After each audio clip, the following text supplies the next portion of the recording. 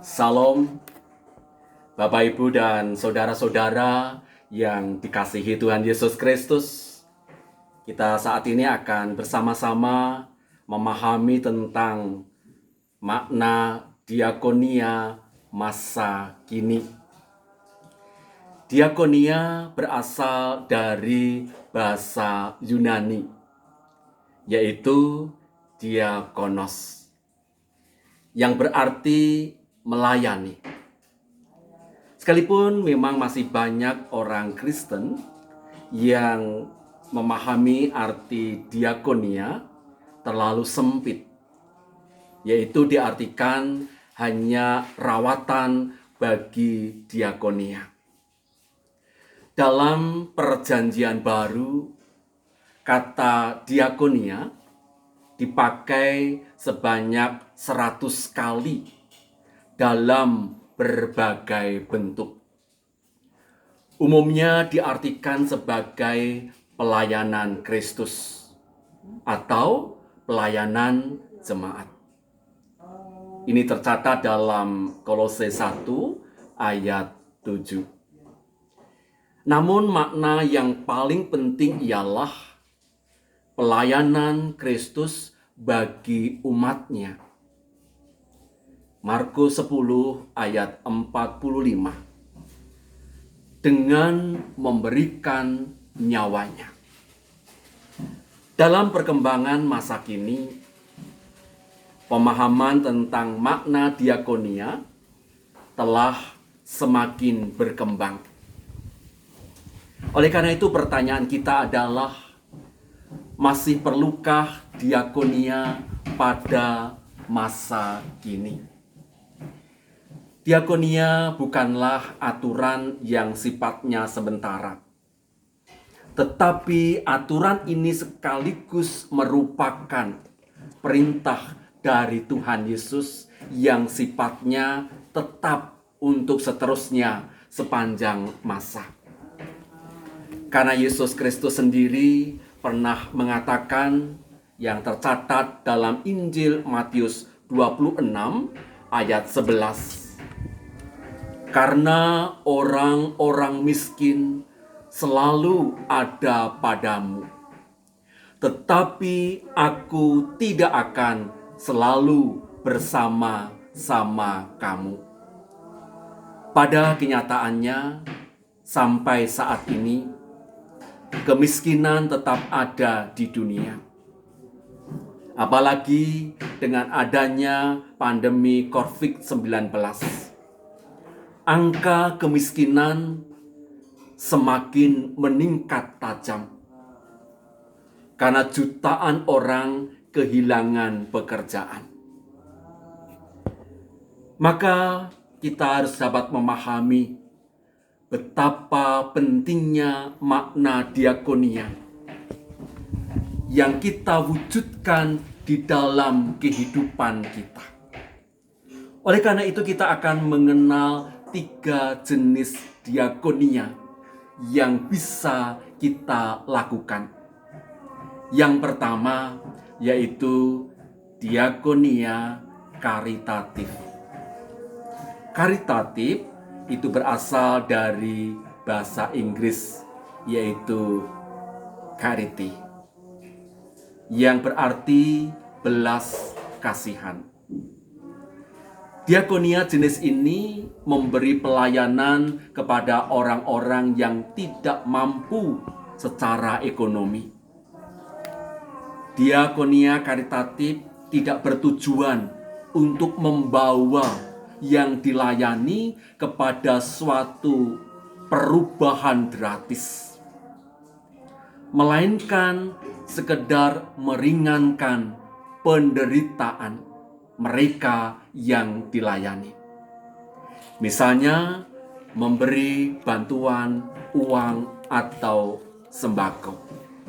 Yang kedua yaitu diakonia reformatif. Diakonia reformatif. Reformasi berarti merubah ke arah yang lebih baik. Pelayanan jenis ini berusaha meningkatkan kehidupan atau kondisi yang dilayani, misalnya melalui motivasi, pelatihan, yaitu pelatihan keterampilan, dan juga pertemuan-pertemuan yang lain. Hal ini bisa dianalogikan dengan memberikan pancing serta keterampilan memancing. Bukan memberi ikan, karena setelah ikan itu habis, ikan yang baru harus diberikan. Yang ketiga, diakonia transformatif. Diakonia transformatif. Transform itu artinya merubah bentuk atau susunan menjadi yang berbeda. Diakonia jenis ini berusaha melakukan perubahan yang mutlak, bukan sekedar mengusahakan peningkatan pada yang dilayani, tetapi perubahan yang mutlak. Melayani, misalnya, melayani pemuda atau orang yang tidak bekerja, mampu menciptakan pekerjaan dan menjadi berkat bagi banyak orang. Menjadi keluarga-keluarga yang mandiri. Diakonia jenis transformatif berusaha memampukan manusia untuk dapat menentukan hidupnya sendiri, lepas dari ketergantungan orang lain. Saudara-saudara yang dikasihi Tuhan Yesus, setiap orang percaya yang sungguh-sungguh mengasihi Tuhan dipanggil menyatakan kasihnya kepada sesama. Tidak menjadi masalah seberapa besar atau apa yang dapat kita berikan untuk pelayanan ini. Namun yang terpenting adalah kasih dan kepedulian kita kepada sesama manusia ciptaan Tuhan. Bapak, Ibu, dan saudara-saudara yang dikasihi Tuhan, dalam kesempatan ini kami juga akan menginformasikan bahwa kami akan membuka grup Aku Bisa. Grup ini akan kami buka bagi jemaat GKJ Magelang, bahkan juga gereja-gereja di Klasis Magelang. Ini terbuka bagi semua saja yang ingin menciptakan pekerjaan. Di tengah-tengah banyak orang mengalami pengangguran, bahkan mengalami krisis ekonomi. Sehingga ruang ini, grup ini, Aku Bisa, akan memotivasi, mendampingi, dan membantu setiap orang untuk dapat meraih mimpi, untuk dapat mengenali potensi yang dimiliki. Sehingga diharapkan melalui diskusi bersama dalam grup ini, dan juga pelatihan melalui YouTube, akan banyak orang termotivasi dan bahkan mampu menciptakan pekerjaan dari rumah.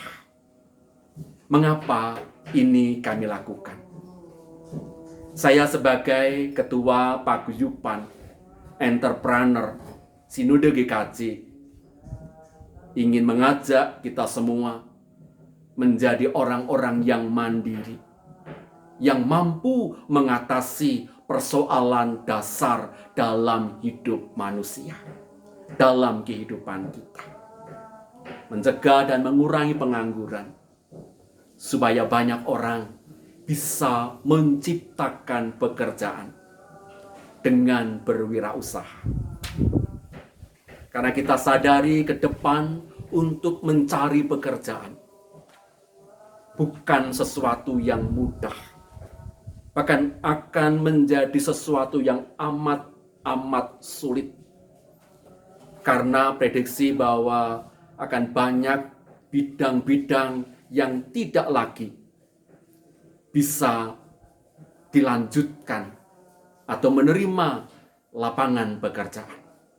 Maka mau tidak mau, mari kita menyelenggarakan kegiatan-kegiatan untuk mempersiapkan kehidupan kita. Kiranya perjumpaan ini memberi arti bagi kehidupan kita bersama, pelayanan kita bagi sesama kita. Tuhan memberkati kita semua. Amin.